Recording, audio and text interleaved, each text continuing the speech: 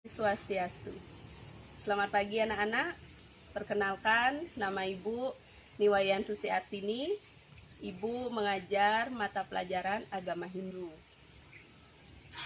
Anak-anak, untuk absensi kalian hari ini, Ibu akan kirimkan link absen pada Google Classroom kalian. Silahkan anak-anak buka classroom kalian dan silahkan diisi absen kalian dengan benar. Ibu berharap semuanya bisa mengikuti pelajaran Ibu dengan baik, semuanya hadir hari ini mengikuti pelajaran Ibu, dan anak-anak semuanya dalam keadaan sehat. Setelah Ibu memaparkan KD serta tujuan pembelajaran hari ini, untuk materi akan Ibu jelaskan menggunakan PowerPoint. Jadi silakan anak-anak nanti menyimak PowerPoint yang akan Ibu tampilkan.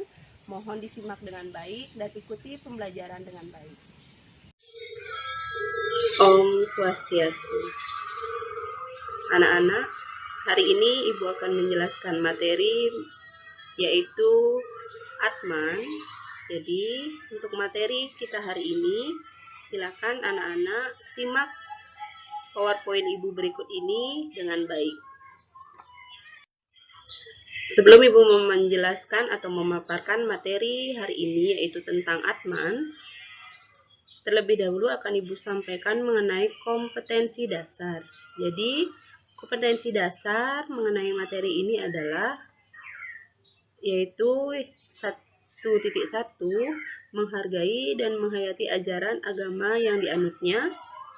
2.1 menghargai dan menghayati perilaku jujur, disiplin, tanggung jawab, peduli, santun, percaya diri dalam berinteraksi secara efektif dengan lingkungan sosial dan alam.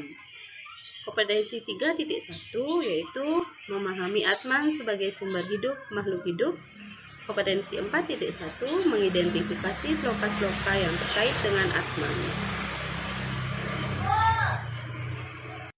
Adapun tujuan pembelajaran kita, yang pertama itu adalah Ibu harapkan setelah nanti anak-anak memperhatikan pemaparan PowerPoint Ibu berikut ini mengenai materi tentang Atman, Ibu harapkan anak-anak yang pertama mampu menjelaskan pengertian Atman, yang kedua mampu menyebutkan sifat-sifat dan fungsi Atman, yang ketiga mampu menyebutkan sloka-sloka tentang Atman, yang keempat mampu menjelaskan hubungan Atman dengan Brahman, dan mampu menjelaskan Brahman sebagai sumber Atman.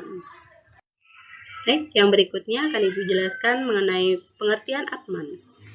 Kata Atman berasal dari bahasa Sanskerta, yaitu berasal dari akar kata an yang berarti bernafas. Atman dapat diartikan adalah percikan terkecil dari Brahman atau ide Sang Yang Widiwasa. Dalam Pancasrada, Atman ini adalah bagian yang kedua, di mana artinya percaya dengan adanya Sang Yang Atman. Sang Yang Atman ini adalah sumber hidup dari segala makhluk hidup. Kemudian Atman yang ada dalam tubuh manusia itu disebut dengan Jiwatman. Jiwatman inilah yang menyebabkan manusia bisa hidup dan berkembang. Baik, yang berikutnya akan Ibu jelaskan tentang fungsi Atman, di mana fungsi Atman ini dibedakan menjadi 3 fungsi. Yang pertama, Atman berfungsi sebagai sumber hidup cita dan stula sariranya makhluk. Cita adalah alam pikiran, meliputi pikiran atau akal, perasaan, kemauan inderanya dan intuisi, sedangkan stula sarira adalah badan wadak seperti darah, daging, tulang, otot, dan sebagainya. Fungsi yang kedua dari Atman adalah Atman bertanggung jawab atas baik, buruk, atau amal dosa dari segala karma makhluk yang bersangkutan. Dan yang ketiga, fungsi Atman adalah Atman menjadi tenaga hidup dari suksma sarira makhluk yang bersangkutan. Baik, berikutnya akan dijelaskan tentang sifat-sifat Atman. Dalam kitab Bhagavad Gita disebutkan ada 12 sifat Atman. Seperti yang Ibu paparkan pada PowerPoint ini, yang pertama sifat Atman itu adalah Achodya, artinya Atman yang tidak terlukai oleh senjata. Adahya, artinya Atman tak terbakar oleh api. Akledya, artinya Atman tak terkeringkan oleh angin. Acesya artinya tak terbasahkan oleh air. Nitya artinya kekal dan abadi. Sarwagata artinya ada di mana-mana. Satanu artinya tak berpindah-pindah. Acala artinya tak bergerak. Sanatana artinya selalu sama. Adiakta artinya tak terlahirkan.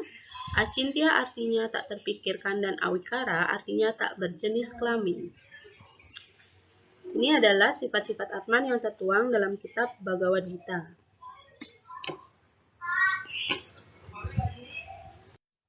Yang berikutnya, sloka yang berkaitan dengan Atman. Berikut ini, Ibu hanya akan memaparkan satu sloka yang berkaitan dengan Atman. Sloka ini tertuang dalam kitab Bhagavad Gita 2 di 20 dengan bunyi sloka sebagai berikut, dan artinya, ia tak pernah lahir, ia juga tak pernah mati, atau setelah ada tak akan berhenti ada. Ia tak dilahirkan, kekal, abadi, sejak dahulu ada, dan dia tidak pernah mati pada saat badan jasmani ini mati. Sloka ini menjelaskan tentang sifat Atman. Sifat Atman yang tertuang dalam kitab Bhagavad Gita. Oke, baik anak-anak, dari pemaparan PowerPoint Ibu tadi tentang materi Atman, jadi dapat Ibu simpulkan atau akan Ibu berikan kesimpulan tentang materi yang sudah kita bahas, yaitu Brahman adalah sumber dari segala yang ada di alam semesta, semua bersumber dari Brahman. Makhluk hidup bisa hidup dan berkembang karena ada unsur hidup yang menghidupi makhluk hidup tersebut, yaitu Atman yang menjadi sumber hidup dari makhluk hidup. Atman yang menjiwai manusia itu disebut dengan Jiwatman. Atman yang menjiwai binatang itu disebut dengan Janggama. Dan Atman yang menjiwai tumbuh-tumbuhan itu disebut dengan Stawara.